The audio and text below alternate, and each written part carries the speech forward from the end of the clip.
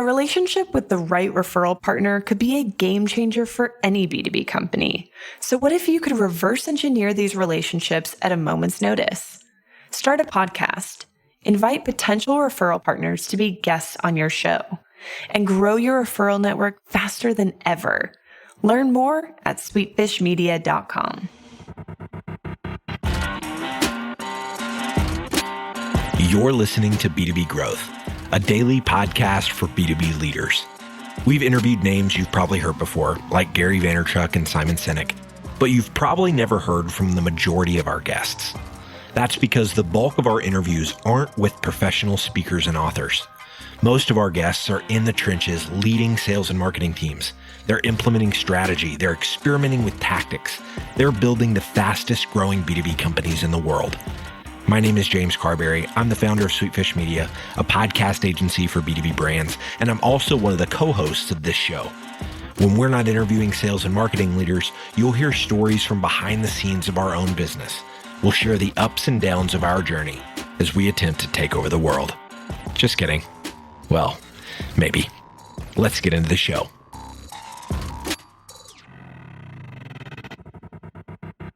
Welcome to B2B Growth. I am your host for today's episode, Nikki Ivy. Guys, I've got with me today Darryl Praill, who is Chief Marketing Officer at VanillaSoft. Darryl, how you doing today? Nikki, I am doing freaking awesome. How about yourself? I'm doing well. I love this energy. You know, it's I usually say, it's the sun is shining, I can't complain, but I don't lie either. And the sun is definitely not you've got shining. some rain going on there. We've got some rain going on here too. So it's a good day to be indoors and talk. Yes, these are the days you got to bring the sunshine from within. And I got a feeling about you, Darryl. I don't think you have a problem with this at all. I'm looking at a beautiful pink hat. There's sunshine streaming off of you, Nikki. You're rocking it. So we're going to be talking about influencer marketing and some of the three major things that it can be completely instrumental with. And that's building a rep, developing leads, and creating more engagement. But before we get to any of that, Darryl, I'd love it if you would just give us a little bit of background on yourself and what you and the folks at VanillaSoft have been up to these days. Sounds good, Nikki. I'll try to keep it short and sweet. My name's Darryl Praill. I'm the Chief Marketing Officer at VanillaSoft. VanillaSoft is a pretty cool technology. It's called sales engagement. And basically, if you're a B2B business guy or a gal, you understand the whole tech stack. You have marketing automation, you have CRM, marketing automation being for marketers, CRM being for your sales or your account execs. We sit in the middle. We take those marketing qualified leads and we allow the sales development reps to do as many playbooks as they want to do, as many times as they want to do, whether they want to do email, phone, social. It doesn't matter. And the whole point is that they're going to use that to engage and triple their actual sales qualified leads. So that's what we do at VanillaSoft, and it's a lot of fun. It's pretty cool. Yes, I love that last part. A lot of folks, we get on the show and we talk about what we do. And I've been pretty lucky. Actually, folks are pretty passionate about what they do, but you cannot forget the fun. You got to have the fun, man. If it's not fun, why are you getting up in the morning? Why are you even doing it? It's true, man, after my own heart. All right, Darryl. So as we jump into this topic, which I'm super excited to hear about and learn from you on, let's just give a broad, brief overview about what exactly influencer marketing is and the way that we're going to talk about it today. All right, Nikki, great question. So influencer marketing in a nutshell, let me use a simple example. You know how the Kim Kardashians of the world and their ilk go on Instagram and they remarkably are wearing a wonderful top or a cool clutch or some piece of jewelry, and you go, dang, I need to have that, or my girlfriend would look good in that, and you go out and get it. That's influencer marketing, where fundamentally the manufacturer goes out and uses influencers to hawk their wares. That's in a nutshell. That's what it is. Now, what does that mean on a B2B side? Well, let's kind of go into that quick and dirty. You kind of got three levels of influencers. So think about Twitter, think about LinkedIn. You have people who have, say, 10,000 to 100,000 followers, and they would be micro influencers. Those who have 100,000 to 500,000, they'd be macro influencers. And of course, anybody with over 500,000, you're getting into celebrity status. I'm sure, Nikki, that's you. You look like you're a celebrity. The whole point of engaging an influencer is to expand your reach. When you hook up with them, there's different ways you can do it. There's different kind of models. One is a brand ambassador, like we just talked about, where they're paid to promote your content. So you make the content, they share it, and often you pay them per conversion. Sometimes it's per post, it all varies. The other part is sponsored content, where it's just explicit. Hi, I'm Nikki, and I am sharing this piece of content from VanillaSoft. You're not even hiding it. Here it is. The other one is you have a product line where you co-create content together, kind of like creating a fashion line together. But in this case, you create content on the B2B side together. Like maybe, for example, on how to run a sweet podcast brought to you by the Nikki and Darryl Show, co-created content. And finally, you have branded content where they just use whatever you make and they share it. So those are the models. And then there's 3 ways you can pay for that. One is pay per post, where they're literally saying, I'm going to pay you X dollars to do this post, or you pay per conversion, which is the second model, pay per result. Or the other one is just free. You're going to say, if you talk about me, I'll give this to you for free, which is what the Kim Kardashians are. That's why they have boxes of clothes. Right. In my case, I'd say, here's VanillaSoft, use it for free, but talk about it. So that's influencer marketing. You're using it to reach an audience that you yourself don't have access to, which is their followers. So you're trying to grow awareness, create brand, and just augment what you're doing. So this is not a primary tactic. It is a complementary tactic. Yeah, I think that's important to note there. So you kind of led right into this first point that we want to hit, which is, how folks are using influencer marketing to build their reputations. And you just described a lot of what my online activity shamefully involves, which is being on Instagram and looking at stuff people are wearing and saying, hey, I want to do that. Yeah. So talk a little bit more about that aspect of it for us. All right. So the biggest thing people have when it comes to influencer marketing is how, this is going to sound stupid, but it's how do you get their attention, right? So if it's Instagram and the Kim Kardashian model, then I can talk to her people and away we go. And the B2B world doesn't really work that way. You got to talk directly to the influencer, and you don't just ping them because they get pinged 1 million times a day. So the whole question here is, how do you use an influencer to build your reputation, which then ultimately leads up to you saying, hey, yo, influencer, do you want to work alongside me and I'll pay you money? Mm-hmm. All right. So a couple things you need to do. This is pretty bread and butter kind of stuff. And we're going to focus on Twitter and LinkedIn. Those are the domains of the B2B realm, right? Right. First thing you want to do is you want to connect with them. So I'm going to reach out. I'm going to connect with Nikki. And Nikki will, of course, say, I don't know who Darryl is, but we hang with the same people. We're in the same market. So sure, I'll accept Darryl. And boom, we're now connected. Now, don't do what everybody does, which is go and say, hey, Nikki, will you do this for me? Or hey, Nikki, will you buy me a product? You will get shut down fast. No one will care about you. You're gone. You blew it. The chance at the bar with a pretty girl will never come back again.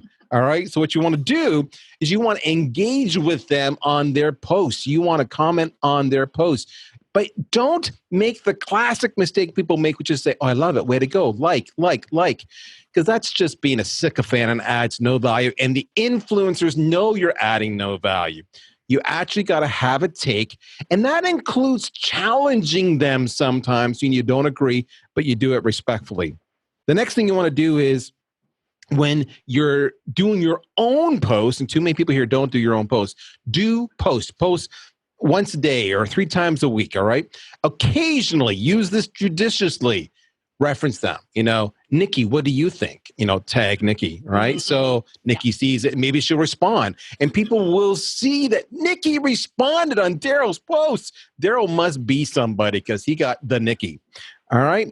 The next thing you want to do is you want to take it offline. So now that we're connected, and now that we're talking, and now that we're going back and forth, yo, Nikki, can I spend 15 minutes talking to you offline? Now we're developing that personal rapport. Just a quick Skype call. Want to know better what you do. Want to know how we can work together. That's the start. Every single influencer is out to make money. That's why they're building their brand so they can actually represent themselves and trade an income. They will take that meeting if you've done those first few steps properly. Once you've done that, start small. Hey, let's do some collaboration together on a paper or on a webinar, but make it easy for them. So a big trick of us, when we do a webinar with an influencer, is I say, listen, I'll do everything. I'll promote you. I will make the content. I will stream it. I will pay for all the advertising. I will put your face everywhere. I'll make you a rock star. And you literally show up the day of, because the topic will be about what was in your current book or your blog or what you're saying on the speaking tour. So you can do this on autopilot. When I'm done, I'm going to give you 500 or 1,000 leads that you can go sell to. Right now, your cost per lead is 0, plus your visibility, which increases your hype, which increases your value. Make it easy for them. They will do that. So that's kind of the really big thing. That will ultimately lead to you actually doing stuff together publicly, because they like your online stuff. They'll say, hey, you guys were so great in that webinar and that live stream. Come on stage and do that again. And now you're reaching a broader audience. And now the shows are out there promoting Nikki and Darryl. Come see them live. And when this is all said and done, guess what just happened? Darryl was nobody. Nikki was somebody. And fast forward 6 months to a year, now Darryl's somebody because he was able to leverage Nikki's brand and reputation and reach. And people are thinking, if Nikki's hanging with Darryl, then Darryl must be a cool cat. We should hang with Darryl too. And now you're reaching the same audience. Mission accomplished. It is the most affordable way to actually build your reputation and your reach. That's influencer marketing. Yeah, thanks so much for breaking that down, especially in terms of what it looks like in the B2B space. I think a lot of folks are familiar with what it looks like with the Kardashian example that you gave. I tried myself to get some free stuff, but my tummy is not flat enough, and I like pizza. So I was like, you can keep your free Fashion Nova outfits. I'm going to eat some more pizza. Anyway. I was thinking the dad bod that I possessed was really going to help drive traffic. Turns out it doesn't. It's just really weird. I don't know. They did a study and they said, you know who James Corden is? They said women prefer James Corden. And I don't think they're wrong. I don't know. It doesn't hurt that he's rich and funny and talented. That's an aside. Oh, that part. Yes. But so, yeah, the way that it looks on LinkedIn is very much what you just described. And I think what the last thing that you pointed to, right, which was this end result where now we've got this relationship.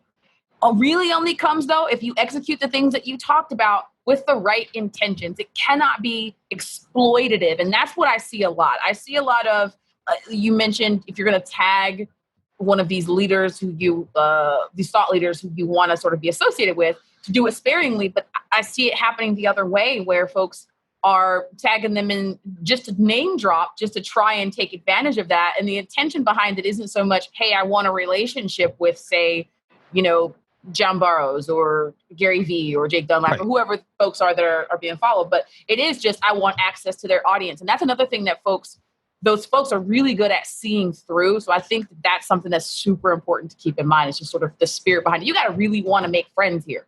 You got to see, here's the thing, Nikki. You got to play the long game. People are trying to short, and run it, right? I want to do this in a month or 2 months or 3 months. And they're doing exactly what you're saying. I'm going to tag them nonstop. I'm going to be all over them. And you're right. The influencers, they smell that a mile away. I giggle when people tag me. I'm like, oh, another tag. All right. And I selectively respond because it's the same thing. I could be responding all day long. I don't have time for that. So they want a back and forth, a win-win relationship. In my mind, in 6 months' time, you should be starting to get some traction. In 12 months' time, you should be able to demonstrate a really strong ROI. Don't do the short game, play the long game. That's and just, treat them the way you want to be treated. You know what I'm saying? Just, it's not about you. It's about what works together for you as a tandem. So what roles in a sales organization or in a marketing organization, would this type of approach be most effective for? And here's why I ask, right? Because you just talked about, understanding that this is the long game. And what I've seen is some savvy, industrious individual contributor, I'm not saying it was me, but it might have been me. Might have been. Hypothetical. Hypothetically, who believed in this approach, right? And really who just believes in, everyone knows this, I believe in relationships, right? But if you're doing that, if you're spending a part of your day doing that, and you're an SDR, you're an account executive, and you're responsible for other activity metrics, right? Your leadership team is going to say to you, okay, so you spent this amount of your day on LinkedIn trying to build these relationships. where are the leads that it got you? How many leads did it get you? You know, and they want these stories where I reached out to such and such on LinkedIn and it turned into a sale right away. And part of that is like a misunderstanding of you know, social selling or influencer marketing to begin with. But the other part of that is a misunderstanding of who is or should be allowed to take advantage of these channels to generate leads or to build these relationships. I talked about that a little bit for us. So a couple of things you need to understand. So you're right. There's activity if you're an SDR. And they're expecting so many dials a day, so many emails a day, and you got your playbook. I mean, sales engagements, what VanillaSoft does. We expect the same thing. The tool automates it. So how are you accountable to that? Why are you spending time on social, right? Where's the ROI? I can answer that real simple. So you've invested money in tools and in training and in outcomes, and you've got all this great stuff to drive activity. So, assuming it works, my emails are working, my phone calls are working, I'm getting through to them. What's the first thing you and I do when a stranger reaches out to us? Let me tell you what I do. You tell me if I'm wrong. So, Darryl reaches out to me from VanillaSoft. I go to LinkedIn and I go, who's Darryl Praill? And I look at their profile. And then I go to Google and go, VanillaSoft. Who's VanillaSoft? And I check them out. I am making judgment calls right now. Do I respond to this outreach? Are they credible? How do I make those assessments? Well, the website speaks for itself. Corporate marketing can take care of that. Hopefully they do a good job and it's an easy value prop and they get it. But in the end, you said it's about relationships. It's about authentic. And that's exactly what it's about. So they're looking at your profile and they're saying, who is this cat? Who's Nikki? What's she about? I want to see her profile. I want to see her background. Does her background relate to me? So your profile better look freaking sweet and you have better invested the time. That is almost the precursor before starting any of this influencer activity. Yeah. The next thing they're going to say is, let me see Nikki's posts and her activity. All right. Oh, she's talking to Keenan. Oh, she's talking to Trish Bertuzzi. Oh, she's talking to Mark Hunter. Oh, she's talking to Daniel Disney. Oh, isn't that interesting? Okay, she runs with a cool crowd that I want to run with. I've got time for Nikki. Whereas the other one who's blank, and I've seen a lot of people reach out to me and I go to their profile and there's literally 0 posts. I just go, next. So you had me in the email or the phone call. You caught my attention. And when I checked your street cred, I bailed. So the ROI on this is minimally to ensure that the conversion rate on your email, on your phone outreach, physically, or even your social outreach has a higher conversion rate.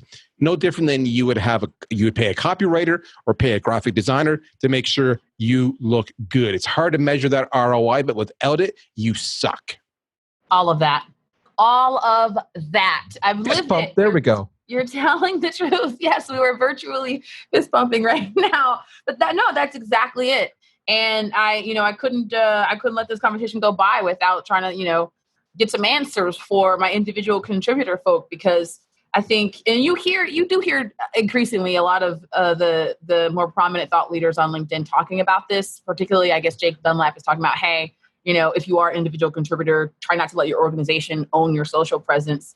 And if you lead SDRs, make sure that you're empowering them and encouraging them to, cultivate their own social presence to that end. And so that's the little, I guess, the missing link, the piece of the puzzle that I think folks are. But the other aspect as an SDR, James Bodden is a great example. He's an active real-time SDR. Look him up right now. He's got huge presence. And what he does as an SDR is he does a daily podcast at the lunch hour.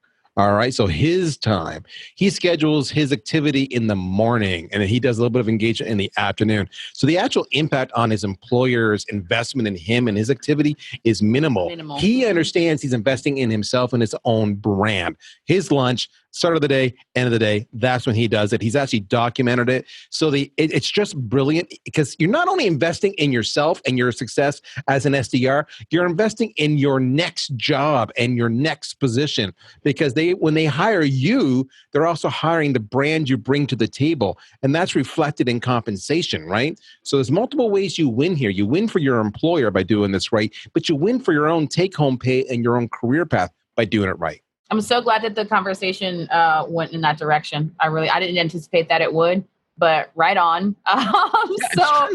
So now that I have, thank you for, like I said, for laying all of that out. And now that I've successfully picked your brain and seen what I could get out of it, Darryl, I'm interested in what you are putting in it. So it is time for you to tell us about a learning resource that you've been engaging with that is either, informing your approach or that's just got you excited these days. All right, I'm going to throw something out there. You've probably heard 1,000 times before. It's not a book. There we go. Okay, you're full. It's not a book. I live on two resources nonstop that keep me jazzed, keep me informed, challenge my thoughts, take my game to the next level. One is I do podcasts nonstop. I go to bed with them. I travel with them. Any chance I get, I'm doing podcasts because that's time that would otherwise just be me looking at the scenery. And here I am learning. It's huge. If you don't have a podcast app, if you haven't found the right people, do it. The best part is you can seek out people you like. You can subscribe. You can unsubscribe. And the cost is $0. When can you invest in yourself? So I listen to the industry's best. And it's free and it's one-on-one. The other thing I do a lot of, and not a lot of people do this, is Reddit. I go to all the various channels. The sales channel is just Reddit, subreddit, sales. Oh my gosh. You're seeing everybody be forthright in conversations about here's my problem. What do you do? Hey, dude, I do this. Hey, try that. I got fired today. I don't know how to do social selling. Jump in on the conversation. A, it's good for your street cred. But B, it's incredible to go to consume that. So I view Reddit very differently than I do LinkedIn and Twitter. LinkedIn and Twitter is something I do because it's part of my brand. It's part of my job. Mm-hmm. Reddit is something I do just because I'm curious and I want to learn. It's simple as that. No, I can lurk. I can lurk as much as I want. I can't lurk on LinkedIn, but I can lurk on Reddit, and I can just pick it up here and there whenever you're sitting in the doctor's office, whatever. It doesn't matter. Those are my resources that I am on all day long. I love it. You just put me up on game. I mean, obviously, I know what Reddit is, but I don't ever read it. I sound old now. My kids would yank me off the air right now. But do you do the Reddit thing there, Nikki? No, I'm just giving you a hard time. You do the LinkedIn, we do the Reddit. There we go. That's one of my favorite answers. A, because I learned something, and B, because I haven't heard it before. So thank you. Absolutely, no problem. Last thing, Darryl, I know that folks out there just like me have become fast fans of yours and are going to want to keep up with you. Let us know how people can connect with you. All right. So LinkedIn, Twitter are the top ways. You can go to DarrylPraill.com, go to VanillaSoft.com. Those will all point you towards me. On LinkedIn, search Darryl Praill. It's just DarrylPraill. And of course, on Twitter, my handle is opinionated. Go figure that one out. So check me out there. Those are the vehicles I respond. I am online. I love to talk and to engage in the chat. So I give back as much as you give to me. Let's do it. Let's connect. Thank you so much, Darryl. We'll definitely have to have you on again. This was a blast. Sounds good. We totally get it. We publish a ton of content on this podcast, and it can be a lot to keep up with. That's why we've started the B2B Growth Big Three, a no-fluff email that boils down our 3 biggest takeaways from an entire week of episodes. Sign up today at sweetfishmedia.com/big3. That's sweetfishmedia.com/big3.